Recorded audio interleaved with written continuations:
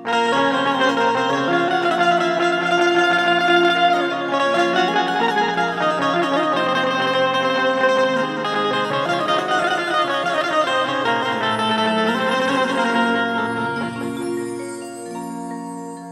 दिल के अरे माया सुबन के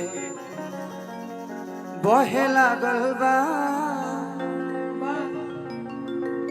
कि जवन बाती बाजू बा दिल में वो कहे लागल बा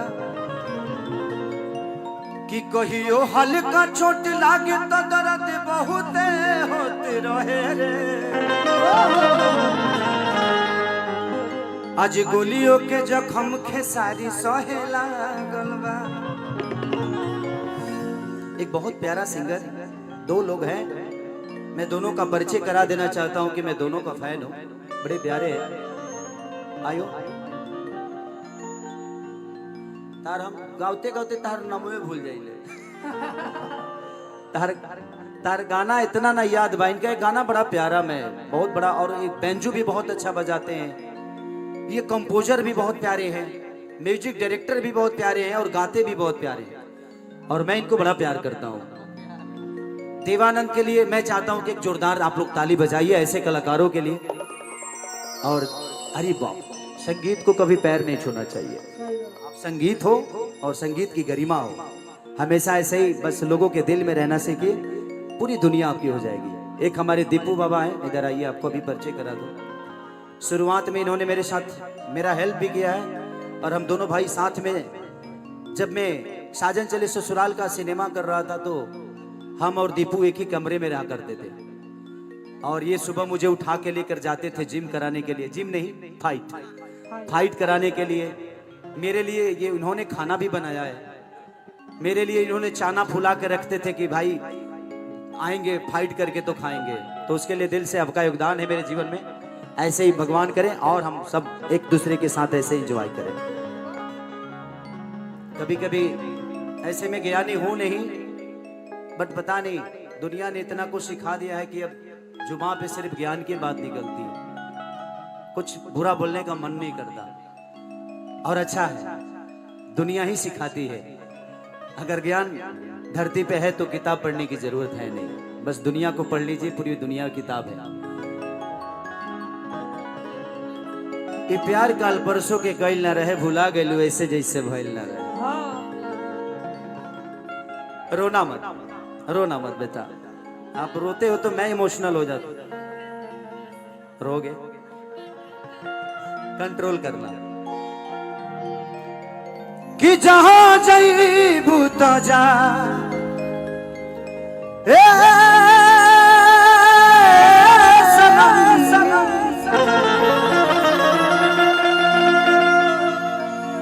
देखे जिंदगी भोखा फिर जखम, कि जनी सोचा हमरा बारे में,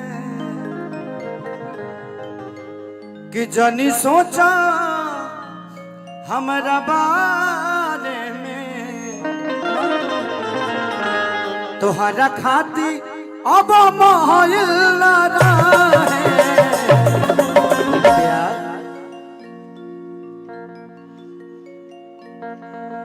प्यार काल परसों के आइल न रहे, भुला गइल वैसे जैसे भाइल न रहे।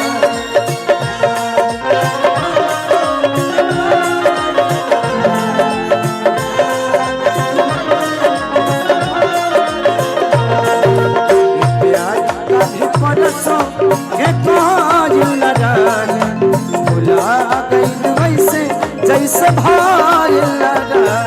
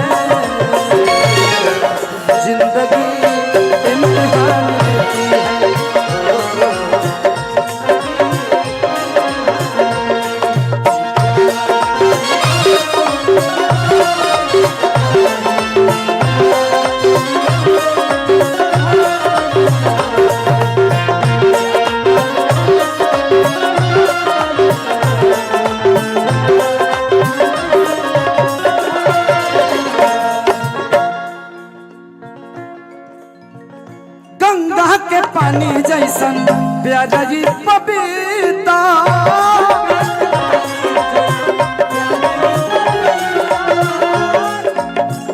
तुहरा के मनले रहनी जाने देवता पिता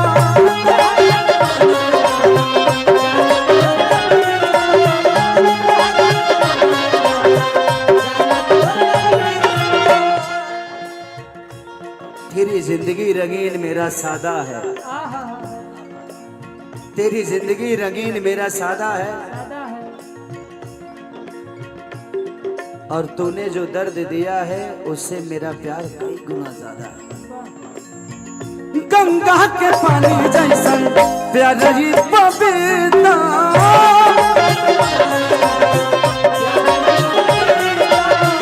तुहरा के मन ले रहनी जान देवता पिता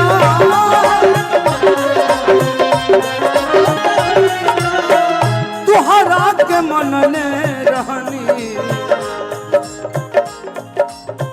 जाने देवता पिता तुझसे पहले केहू दिल में हमरा सुन आइल चाहे गायल ना रहे ये प्यार कल परसों ये गायल ना रहे भुला गई वैसे जैसे भाई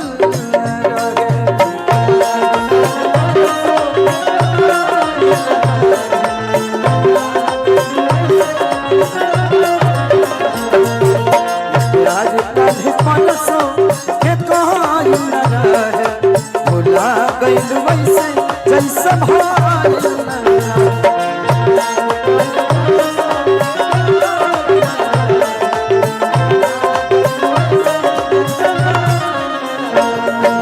मिलने की तुम कोशिश करना वादा कभी न करना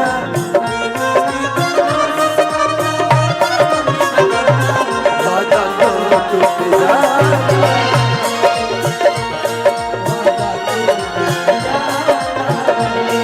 वादा तो टूट जाता वादा तो टूट जाता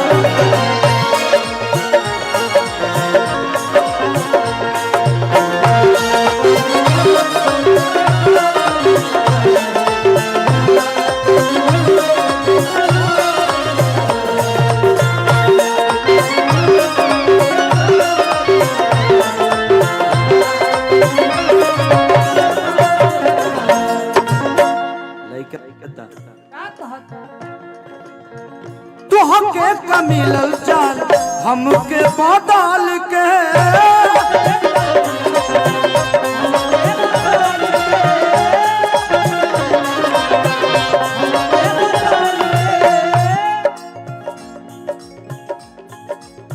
छोड़लू खेसारी चुनलू अजित हाल चल के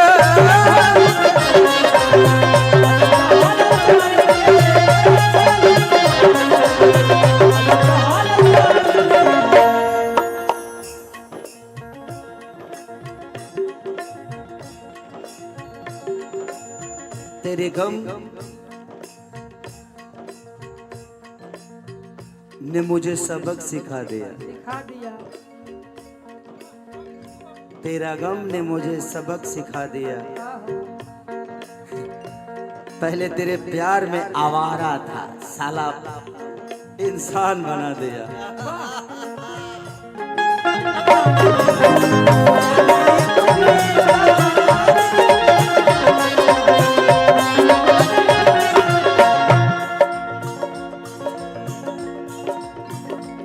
जो खुद पे ना हो तो वो इतबार कैसा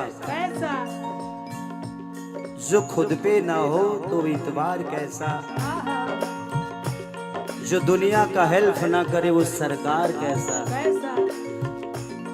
आज जो पागलपंती के हद से गुजर न जाए वो प्यार कैसा हमारा तो छोड़ी चुनलू अजित चाल के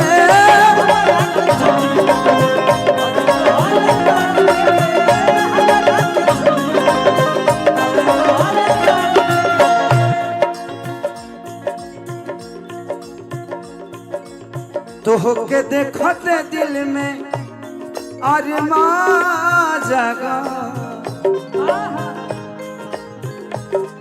सकेत रहे पायल लगा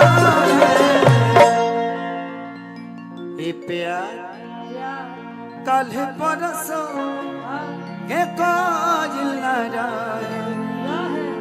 भुला गइल वैसे जैसे भाईल लगा प्यार कल परसों के कायल लगा वैसे जैसे भाईल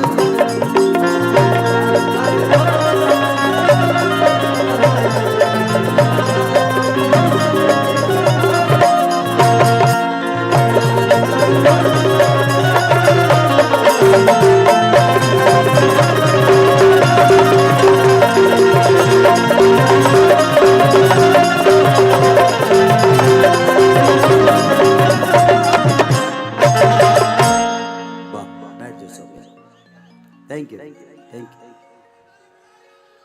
चुम्मा